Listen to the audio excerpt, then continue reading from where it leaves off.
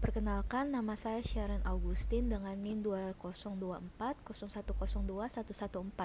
Pada video kali ini saya akan menjelaskan materi perekonomian Indonesia dari materi pertama sampai materi ketujuh. Video ini saya buat untuk menyelesaikan ujian tengah semester mata kuliah perekonomian Indonesia. Pada modul 1 ada materi pengantar perekonomian Indonesia. Pada modul pertama kita belajar tentang gambaran umum perekonomian Indonesia. Modul ini menjelaskan bahwa ekonomi Indonesia terus berkembang dari masa ke masa, mulai dari masa penjajahan, masa kemerdekaan, Orde Lama hingga Orde Baru. Di modul ini juga dijelaskan bahwa perekonomian Indonesia tidak hanya membahas uang atau perdagangan saja, tetapi juga membahas banyak hal seperti kemiskinan, pengangguran, pendapatan nasional, APBN, sistem perbankan, hingga kebijakan ekonomi pemerintah. Artinya, ekonomi itu sangat dekat dengan kehidupan sehari-hari masyarakat. Misalnya, harga barang naik, lapangan kerja berkurang, atau nilai rupiah melemah. Semuanya termasuk bagian dari perekonomian. Tujuan utama pembangunan ekonomi Indonesia adalah meningkatkan kesejahteraan masyarakat dan membuat kehidupan masyarakat menjadi lebih baik. Selanjutnya pada modul kedua kita membahas tentang sistem perekonomian Indonesia. Pada modul kedua ini kita membahas tentang sistem ekonomi. Sistem ekonomi sendiri adalah cara suatu negara mengatur kegiatan ekonomi dan mengelola sumber daya yang dimiliki agar kebutuhan masyarakat itu bisa terpenuhi. Jadi di dunia ini ada beberapa jenis sistem ekonomi. Pertama, sistem ekonomi tradisional. Sistem ini biasanya masih sederhana ya dan dilakukan secara turun-temurun. Contohnya, masyarakat yang berburu, bertani, atau barter tanpa menggunakan teknologi modern. Kedua, ada sistem ekonomi kapitalis, yang dimana dalam sistem ini tuh kegiatan ekonominya lebih banyak dikuasai pihak swasta dan masyarakat bebas bersaing untuk mencari keuntungan.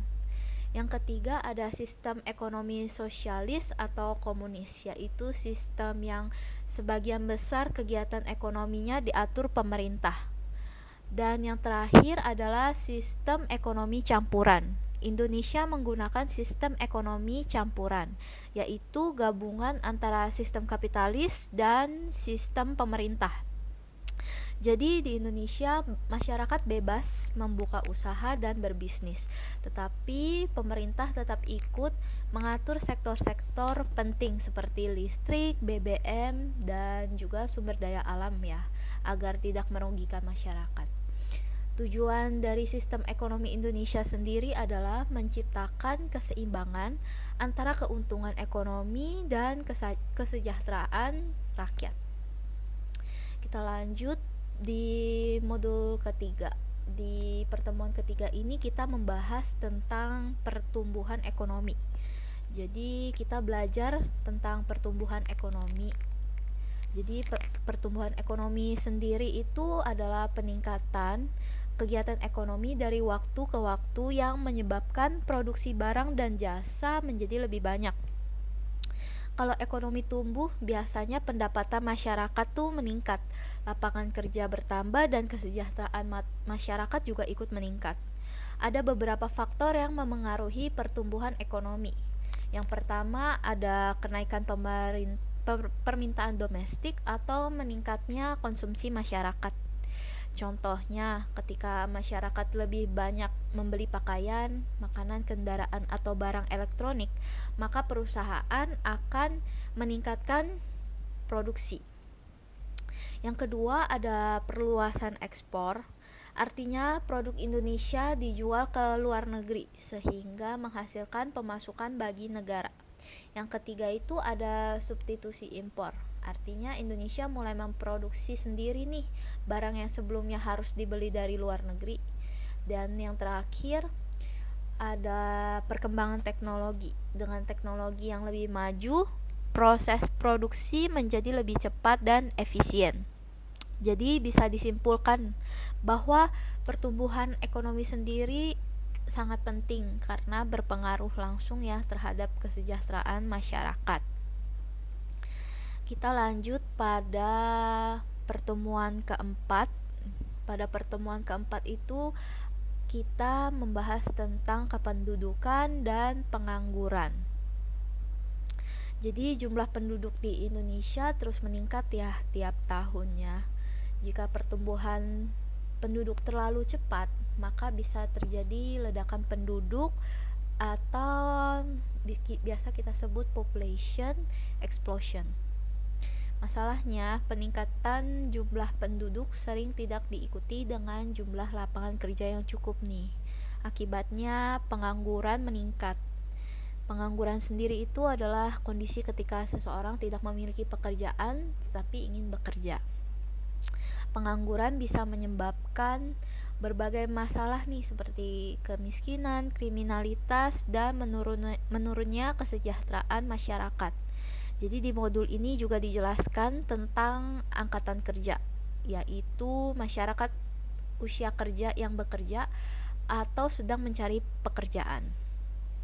Pemerintah memiliki peran penting nih dalam mengurangi pengangguran, misalnya dengan membuka lapangan kerja, meningkatkan pendidikan, dan memperbaiki kualitas sumber daya manusia.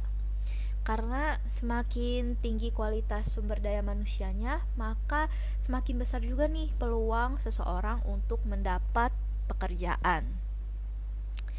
Nah, di pertemuan selanjutnya, yaitu pertemuan kelima, kita membahas tentang ketahanan pangan dan sektor pertanian.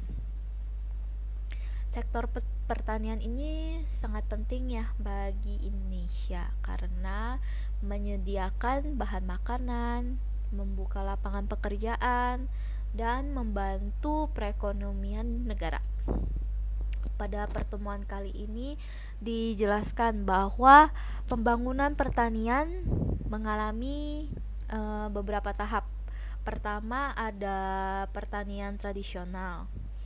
Pada tahap ini petani itu masih menggunakan tenaga manusia dan alat sederhana sehingga hasil produksinya tuh terbatas.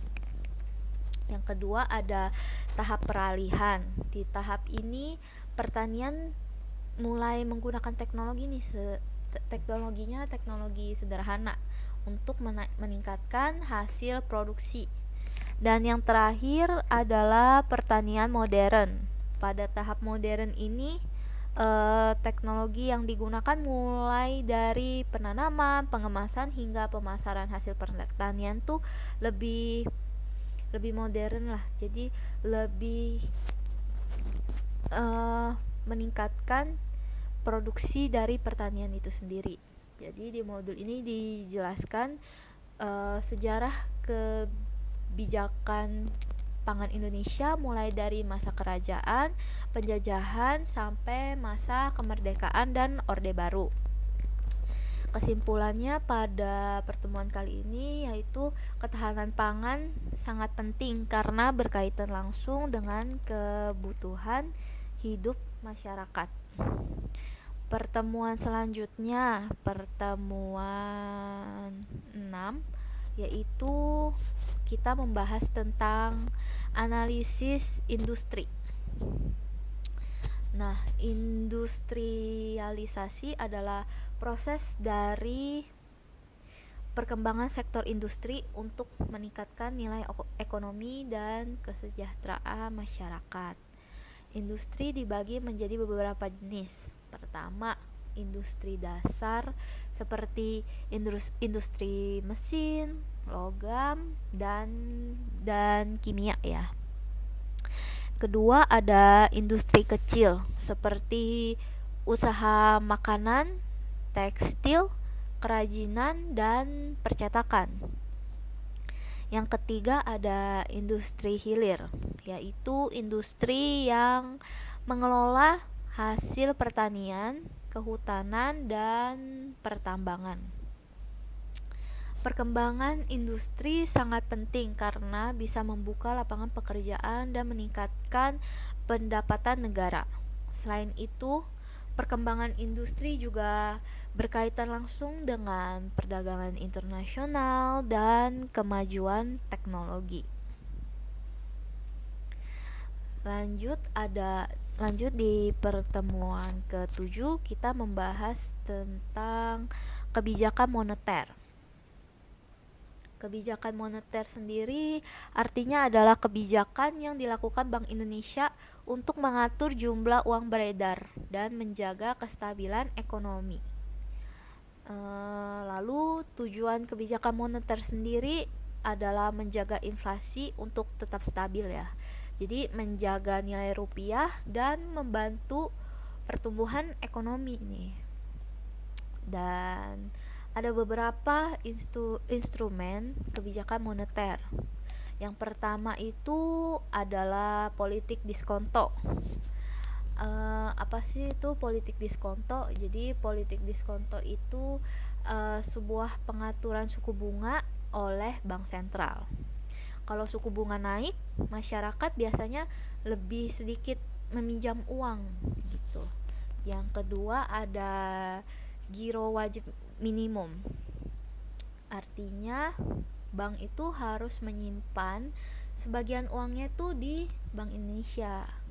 Nah, yang ketiga itu ada operasi pasar terbuka. Apa sih operasi pasar terbuka? Jadi, operasi pasar terbuka adalah Bank Indonesia dapat membeli atau menjual surat berharga untuk mengatur jumlah uang yang beredar.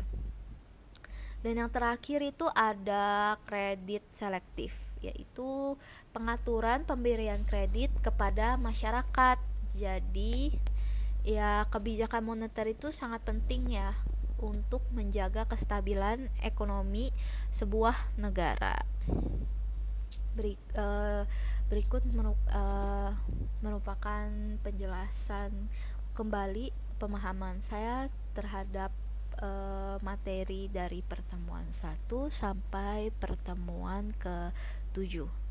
Jadi dari modul pertama sampai ke-7 saya bisa memahami bahwa perekonomian Indonesia itu dipengaruhi oleh banyak faktor ya, seperti sistem ekonomi, pertumbuhan ekonomi, jumlah penduduk, pertanian, industri, dan juga yang tak kalah penting itu kebijakan pemerintah.